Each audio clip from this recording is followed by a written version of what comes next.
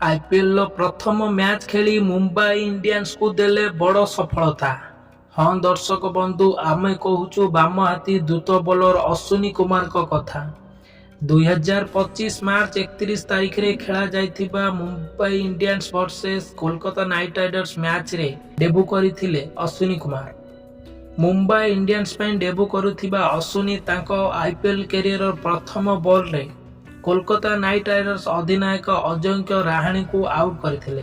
अश्विनी कुमार मोहालीर जणे 23 वर्षीय बामहाती द्रुत बॉलर जिए तांको डेथ बोलिंग पई जणाशुना। आईपीएल 2025 मेगा निलामी रे मुंबई फ्रांचाइज तांको 30 लाख टंका देई अश्विनी कुमार मुंबई पई 3 ओवर बोलिंग करी 24 रन देइथिले एवं 4 विकेट मध्ये नेइथिले।